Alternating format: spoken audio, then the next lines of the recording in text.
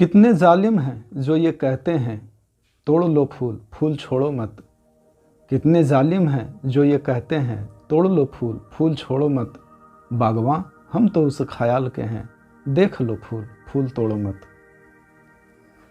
यादें हैं या बलवा हैं चलते हैं चाकू मुझ में, ढूंढती है एक आहू को एक मादा आहू मुझ में। मैं तो एक जहन्नुम हूँ क्यों रहता है तू मुझ में। नमस्कार दोस्तों, स्वागत है आपका मेरे YouTube चैनल मैग्नेटिक बुक्स में।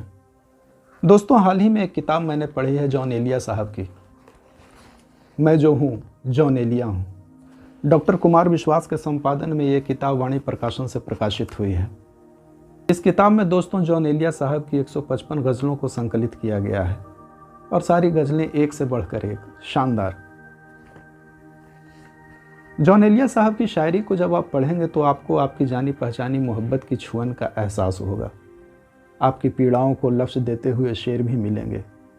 ज़िंदगी के रंजो गम को झटक कर ज़िंदगी में आगे बढ़ने के लिए आपको हौसलों से भरता हुआ शेर भी आपको मिलेगा। और कुछ शेर तो दोस्तों आपको रोकेंगे, आप ठहर कर सोचने पे मजबूर हो जाएंगे। तो इस किताब की गज़लों की तरफ आऊँ उससे पहले कुछ बातें जॉन एलिया साहब के बारे में करूँ तो जॉन एलिया साहब पाकिस्तान के एक बड़े ही मशहूर शायर थे। हालांकि इनकी पैदाइश हिंदुस्तान की थी। हिंदुस्तान में वो उत्तर प्रदेश के अमरोहा के रहने वाले थे। 1957 में वो हिजरत करके पाकिस्तान चले गए, फिर तो वहीं के होकर रह गए। जॉन एलिया साहब की शख्सियत गजब की थी। जॉन एलिया साहब अपने दौर के जितने भी समकालीन शायर थे उनसे वो सबसे अलग और मुख्तलिफ थे। उनका शेर पढ़ने का अंदाज बहुत निराला था। मंच पर जब वो शेर पढ़ते थे तो बालों को बिखरा लेते थे, सर धुन धुन कर शेर पढ़ते थे। इतना ही नहीं, कभी कभी तो रो भी जाते थे। उनका ये निराला अंदाज उनको अन्य शायरों से अलग करता था और यही बात लोगों को आकर्षित भी करती थी, देखने सुनने वालों को। उनका ये अंदाज, उनकी ये खासियत अगर लोगों को ऊपर ऊपर आकर्षित करती थी दोस्तों, तो उनका शेर, उनका लहजा, शेर की तासीर लोगों के रूह को छू जाती थी। और फिर क्या था, जॉन एलिया और देखने सुनने वालों के बीच एक अटूट रिश्ता कायम हो जाता था। वही आप भी महसूस करेंगे इस किताब में जॉन एलिया साहब की गज़लों को पढ़ करके, मुझे यकीन है। कुछ शेर मैं आपको सुनाता हूँ इस किताब से। जानी पहचानी मोहब्बत की छुअन का एहसास कराता हुआ शेर कुछ यूँ गुजरेगा। जी ही जी में वो जल रही होगी, चांदनी में टहल रही होगी। जी ही जी में वो जल रही होगी, चांदनी में टहल रही होगी। चांद ने तान ली है चादरे अब्र, चांद ने तान ली है चादरे अब्र।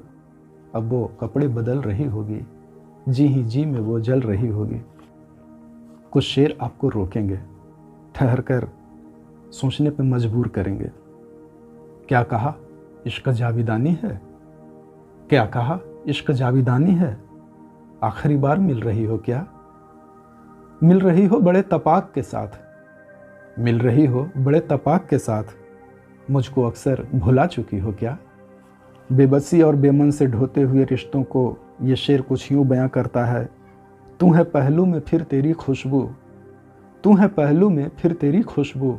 होके बासी कहाँ से आती है, रूह प्यासी कहाँ से आती है, ये उदासी कहाँ से आती है। रिश्तों में पैदा हुई उथल पुथल से निपटने का आसान सा रास्ता जॉन एलिया साहब सिखाते हैं। एक नया रिश्ता पैदा क्यों करें हम, एक नया रिश्ता पैदा क्यों करें हम। बिछड़ना है तो झगड़ा क्यों करें हम। खामोशी से अदा हो रस्म दूरी, खामोशी से अदा हो रस्म दूरी। कोई हंगामा बर्पा क्यों करें हम, एक नया रिश्ता पैदा क्यों करें हम। दोस्तों, मुश्किलें खूब डराती हैं जब तक इंसान खूब डरता रहता है, जब तक उसके जहन पे खौफ का साया छाया रहता है। लेकिन जब एक बार इंसान कमर कस ले तो सारी मुश्किलें अपने आप किनारे होना शुरू हो जाती हैं। इसी कैफियत का एक शेर है। निकल आया मैं अपने अंदर से, निकल आया मैं अपने अंदर से, अब कोई डर नहीं है बाहर से। काफ़ी सच्चा शेर है ये। तो लबो लुबाब ये दोस्तों की जॉन एलिया साहब की शानदार गज़लों का ये कलेक्शन है।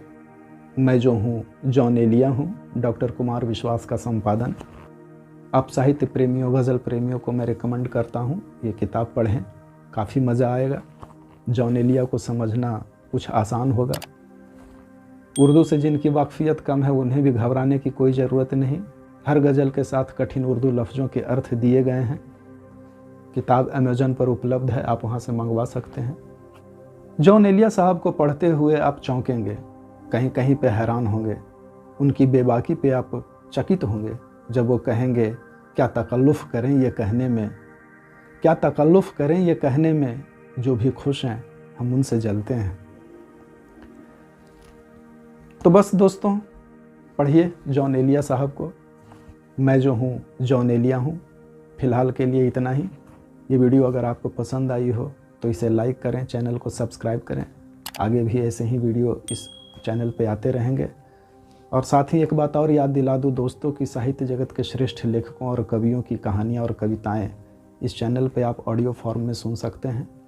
कई कहानियाँ पड़ी हुई हैं इस चैनल पे, उन्हें भी जा कर के सुनें और अपना प्यार दें।